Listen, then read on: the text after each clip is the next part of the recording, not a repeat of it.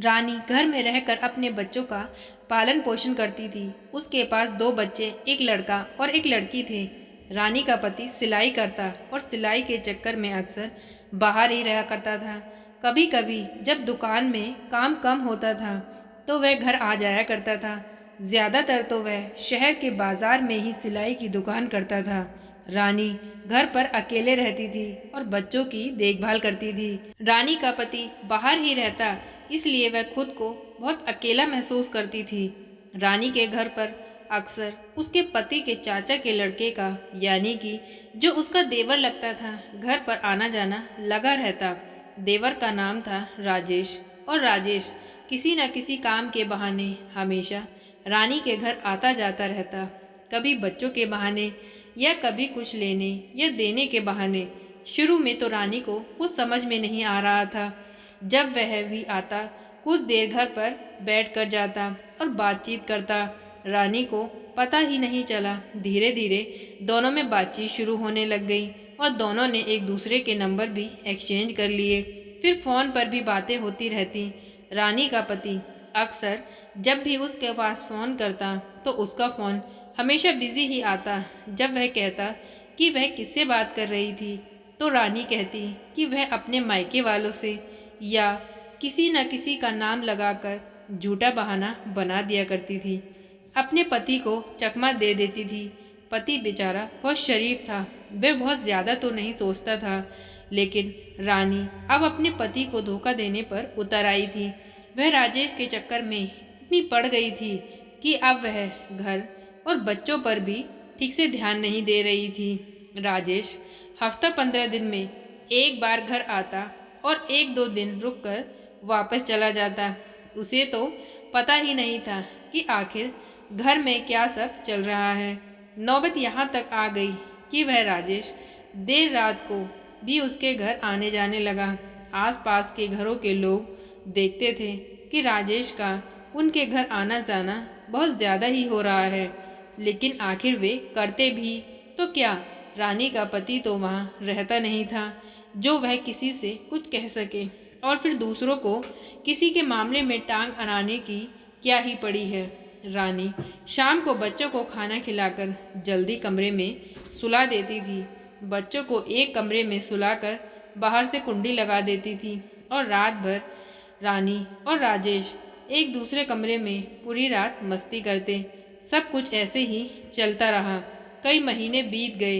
एक बार जब संडे की छुट्टी में रानी का पति घर पर आया तो बच्चों ने उससे कहा, पापा शाम को राजेश चाचू का रोज़ घर पर आ जाते हैं और मम्मी हमारे साथ कमरे में नहीं सोती, हमें अंदर कमरे में बंद कर देती हैं और कुंडी लगा देती हैं। रानी का पति पूछता है, बेटा तो राजेश चाचू कब आते हैं? बच्चे बोलते हैं, पापा हमें नहीं पता, जब हम डेली रात को खाना खाकर सोते हैं तो चाचू यही घर पर होते हैं, और सुबह जब हम उठते हैं तो वह यहाँ नहीं होते।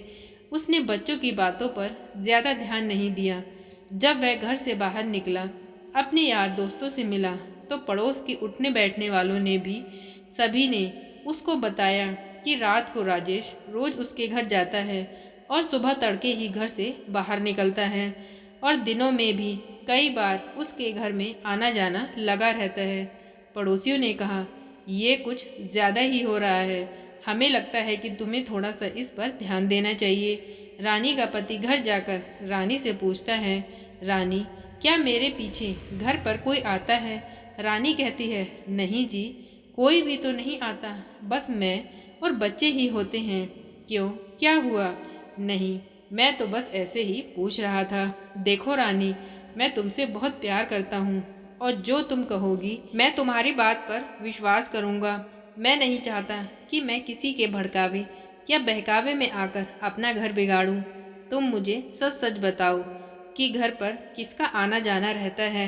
रानी कहती है, अगर आपको मुझ पर विश्वास है तो फिर आप बार बार एक ही बात क्यों पूछ रहे हैं? मैं कह रही हूँ कि कोई नहीं आता जाता, बस मैं और बच्चे ही रहते हैं।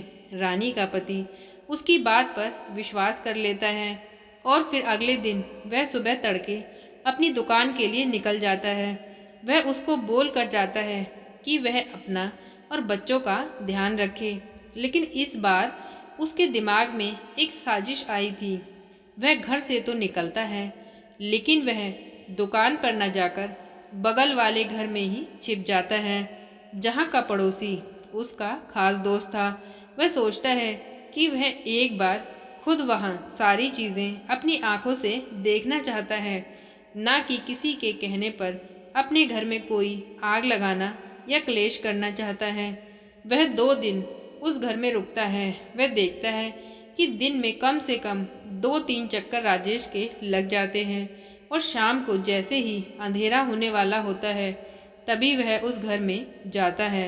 2 दिन तक वह यह सब देखता रहा। सब कुछ ऐसे ही चल रहा था। अब तो उसका शक यकीन में बदल गया था। उसे ये पता चल गया था कि उसकी पत्नी उसे धोखा दे रही है। जैसे ही राजेश रात को घर के अंदर जाता है, वह दरवाज़ा लगा लेते हैं। तभी दरवाजे पर खटखटाने की आवाज़ आती है और रानी जाकर दरवाज़ा खोलती है।